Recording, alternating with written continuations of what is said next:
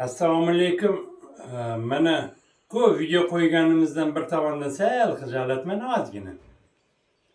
Lekin insonlarga, mana shuni tinglayotgan odamlarga bu bir informatsiya sifatida bu yaxshi informatsiya. Mana hozir yana mana shu uydan nima qilyapmiz? Syomka qilyapmiz, tushiryapmiz. Bu inson yana har kuni aytaman, mana shu 6 yil davomida 6 yostiq bilan yotganman dedi. Birinchi kunda mana ko'z tegib ketmasin, yana har kun mana shunaqa bo'lgan deb aytyapmiz. Bu kishi inson mana yonimizda o'tiribdi hozir, bu yerda nima qilyapti? 6 yildan buyon nima? Bugun necha kilometr yurdingiz? Bugün 1,5 saatdan aşağı yürüdüm. Bugun 1,5 soatdan tasavvur qiling. 10 metr yurolmaydigan odam, bir oydan ko'proq bo'ldi. 1,5 soatdan ortiqroq yana bunaqa sekin mana qilib yurmaydi. Tezligini ancha borgan sari ko'paytirib boryapti, endi yuguradi. Mana hozir 3-kursda bemalol yuguradi. Ungacha ham bu harakati bilan undan oldin ham yugursa kerak. Lekin bu shug'ullanishni to'xtatmaslik kerak. Birinchi kurs paytida bizda asosan mana shu qisilib bo'g'ilib turishni yo'q qilishga qaratilgan mashqlar bo'ldi. Buni yaxshi o'zlashtirdi. Endi yaxshilab o'rgatsang hamma ham yaxshi o'zlashtiradi. Juda ham kamdan kam odamlar bo'ladi. Umuman hech narsa qalamaydigan, yalqov, dangasa, ba'zi birovlar manmansiragan, ba'zi birovlar nima mana materialistda doridan boshqa hech narsadan tuzat bo'lmaydi deydi. Bizni institutda 6 yil zambirovat qilgan. Ko'p doktorlar, mana necha yildan buyon men mana shu darsni o'tsam, doktorlardan bitta ikkita odam kelgan bo'lishi mumkin. Chunki u doktorlar ham nima 6 yil o'qigan, 6 yil faqat dori ber, mana bunga bunaqa ber deb, mana bu Zapad, Amerika, mana Germaniya, mana shu Yevropa, ana shularning metodikasi u pul ishlashku. Ular nimadan bo'lsa, biror joyda urush bo'lsa xursand bo'ladi, maydonda orужие sotadi. Odamlar ko'p kasal bo'lsa xursand bo'ladi, nimaga deganda dori sotadi. Shuning uchun ham bu narsani bunaqa to'g'ri tushunib, buni havoni hozir havoni doriga aylantiryapmiz-ku. Uni to'g'ri bilib, tushunib, u darajada chuqurlashib tushunadigani kam, juda ham kam. Lekin bor, Xudoga shukr bor. Shuni aytish kerakki, Yevropa mamlakatlarida bir qanchasi ishladim-ku, yerdagilar ko'proq, bizdagilar o'ziga e'tibori juda ham past. Mana shu dori psixologiyasidan hech chiqib keta olmaydi. Doktorlarimiz ham doktorlar bo'ldimi, boshqa patsientlar ham chiqib keta olmayapti. Mana hozir endi programma bilan ishlash kerak bu kishi. Ertalab turganda burnini yuvadi, tilini tozalaydi, albatta dush qabul qiladi. Endi qabul qila olganlar, bu kishi qabul qila oladi. Bizning mana Rossiyadan onlayn qatnashgan Aleksandr, u umuman cho'milishdan qo'rqar ekan. Ancha vaqtdan beri cho'milsa pриступ bo'laverar ekan. Lekin mana bir 15 kundan keyin menga telefon qilib aytayapti, rahmat, shunaqa mazza qilib cho'mildim, bunaqa yaqinroq cho'milmagan edim deb nima qilyapti. Bu programma bilan o'rgatiladi. O'zini o'z parpirish, mana qil deb ketib bo'lmaydi. Bu asosan menga yoqadi. Bu yoga nimasi uni tan olish kerak. Patanjali degan odamning metodikasi. Bu yerda u aytadi, bir odamlar bilan avval deydi, atmashinani to'g'rilab ol deydi. Pora olma deydi, o'g'irlik qilma deydi, birovlarni aldama deydi, yolg'on gapirma deydi.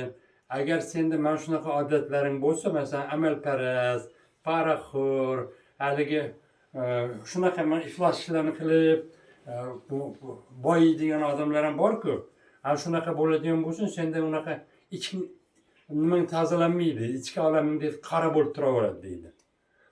Keyin deydi, mana shu odamlar bilan, tashqi odamlar bilan munosabatingni yaxshi qilgandan keyin ichki olamingga e'tibor ber, ichingda toza bo'lsin deydi.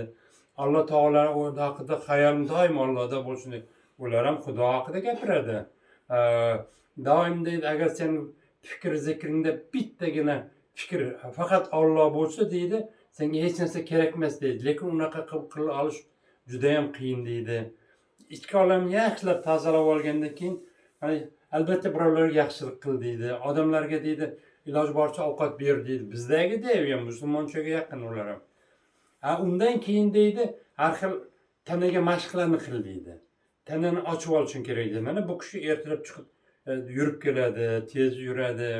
Yana bir qancha yotib qiladigan mashqlar bor, ularni bajargan. Ana undan keyin nafas mashqiga o'tadi. Tanani cho'zib oldi, muskullarni, bo'g'inlarni ochib oldi. Keyin nafas mashq qiladigan bo'lsa, bu quvvat birinchi kursda faqat biz o'pkaga to'plashni o'rgatdik. Endi quvvat o'pkaga ko'p. O'pkaga ozgina quvvat bo'lsa ham yetadi. Ana uni endi bu kursda tarqatishni o'rganyapti. Buning uchun birinchi kelish bilan havo burundan kiradi-ku. Demak, burun ochiq bo'lishi kerak. Burunni ochadigan mashqlar qiladi bu kishi.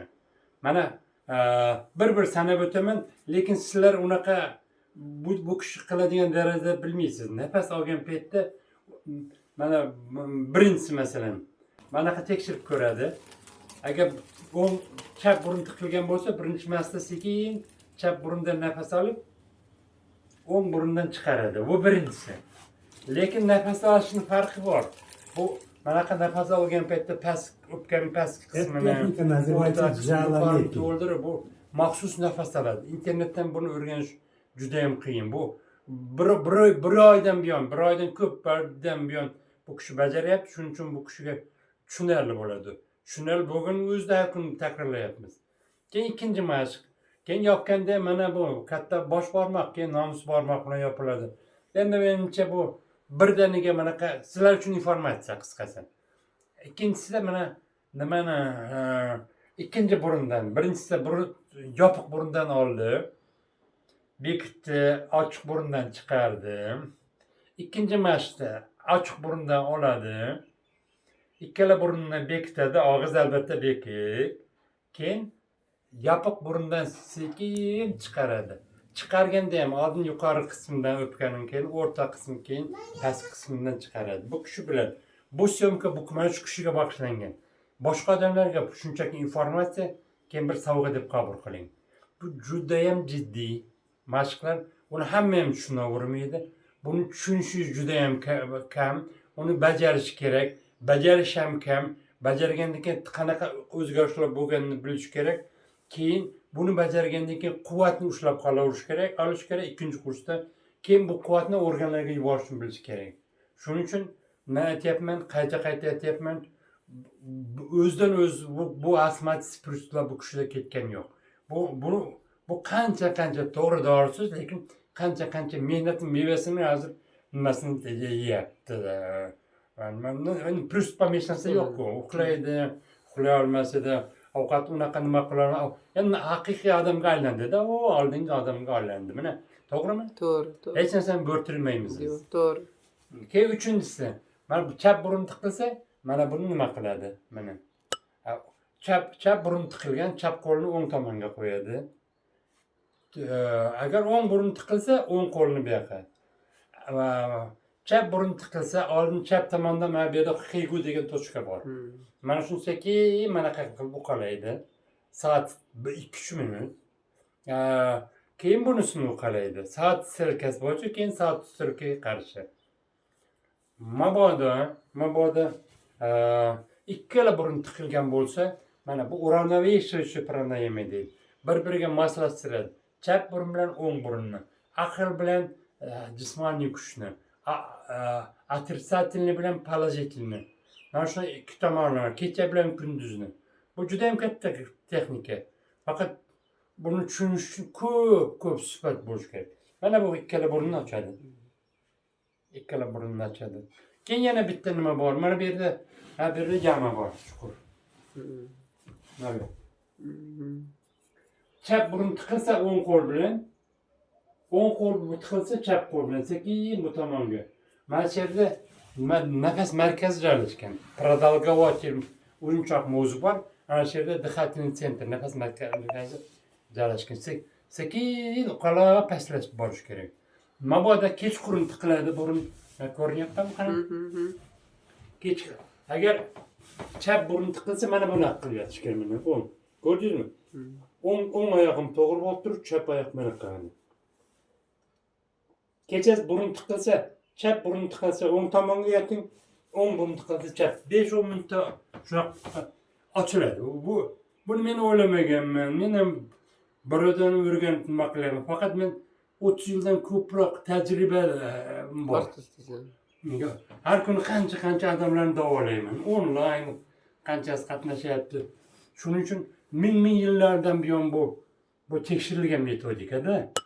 Bu mana doriga o'xshab ximikat emas. Dori ichib olib, yonboshlab yotib, больницаlarda bu qachon menda o'lim tusharkan, qachon pristum bu qaytarkan deb yotish bir aqlsizlik, ahmoqchilik-ku. Endi unaqadan ketadigan payt bo'ldi. Sal odam nimaga real narsaga ham qarang. Qarang, men hozir kecha internetda o'qidim. Bitta Amerikada faqat dorining allergiyasi bo'lgandan 700 ming odam o'lar ekan. 2000-yilda mana internet kirib ko'ring. 2000-yildan 22-yilgacha 1 milliondan ortiq Amerikada o'libdi. Amerika ko'p narsani ochiq gapiradi-ku. Dunyo bo'yicha hisoblab ko'ring, qancha odam faqat dorining mana shu ximikatlarning ta'siri bilan har qanday urushdan ko'proq odam mana shu dorining ta'siridan ketyapti. Lekin bu doridan ular qaytmaydi. Nima deganda pul. Maqsad pul, boyish. Uni qanaqa yo'l bilan kelishi ularni qiziqtirmaydi. Bo'lib o'tiradi. Mana omon bo'linglar.